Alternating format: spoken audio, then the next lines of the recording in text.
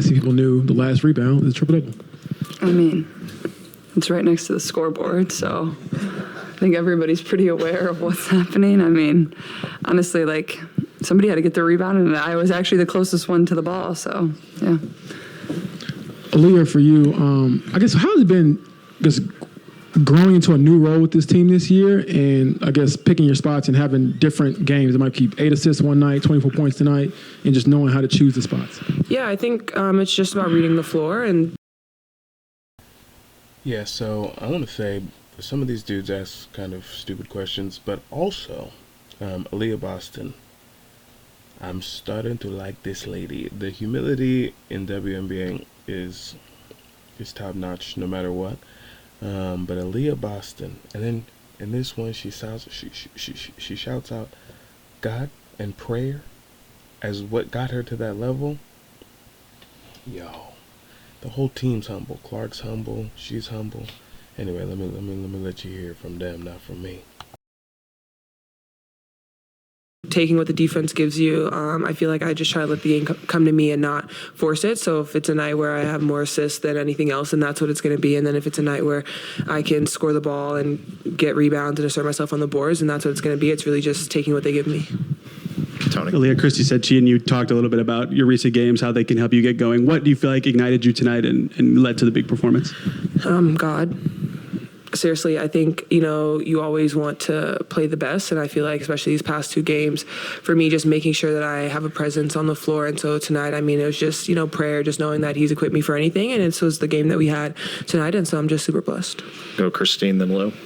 For both of you, obviously, lots of great positive things happened in the last 24 hours.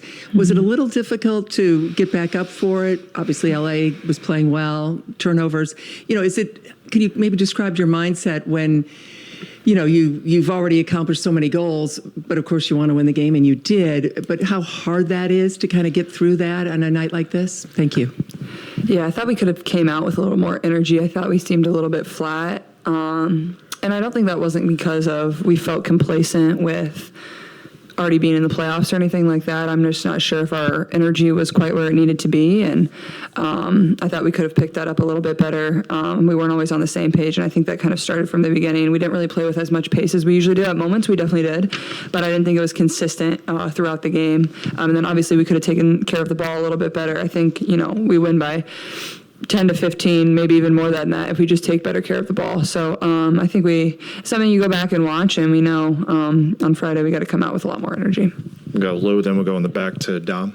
Last week, Coach was talking about the improvement in the team, and she cited toughness and maturity has come out in the last month since the Olympic break and those practices. Do you feel like this fourth quarter was an example of that, where you got challenged, you made some runs, but you couldn't put them away, but you had to fight them off again?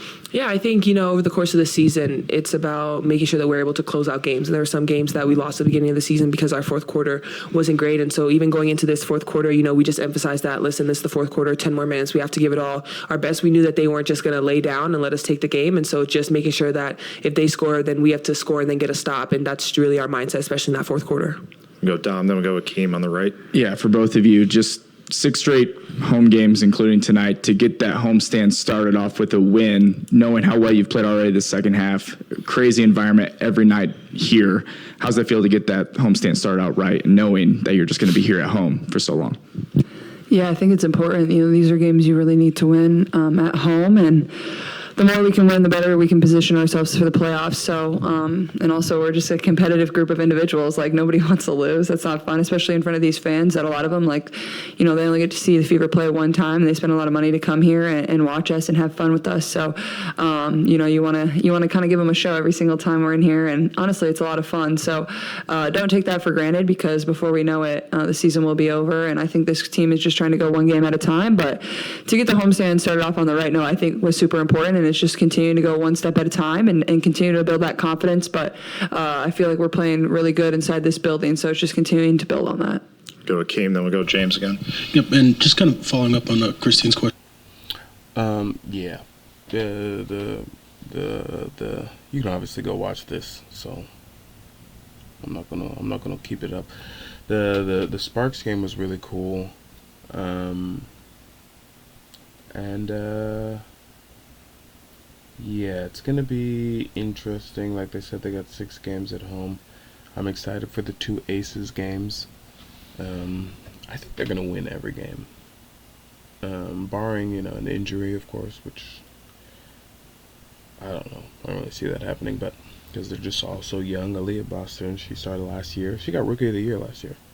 I didn't even know that, which is pretty cool. So it's gonna be interesting to see them push through. I think that they're just ahead of the whole thing. Caitlin Clark, she's ahead of the whole thing. I will say though, of course she should get Rookie of the Year, but people who are like saying, hating on Angel Reese, I think that's foolish. I think everyone needs to do a better job of making sure we don't let people say nasty things about anybody. I don't think anybody needs to say anything bad about anyone, except for Cheryl Swoops a little bit.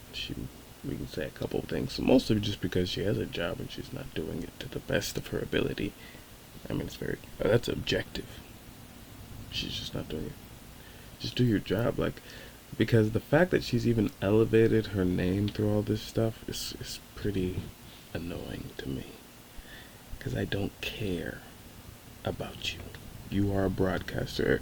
If you want to showcase yourself, really, they need to crack down on that stuff. If you want to showcase yourself through an excellence in broadcasting, because that's what you do now. If broadcasting wasn't what you really wanted to do, and you want to own a team and compete still somehow, start a old ladies league, Big 3 something, go do that, but don't be getting into what we're trying to enjoy as a product and reducing the quality because you're upset. Anyway, back to positivity.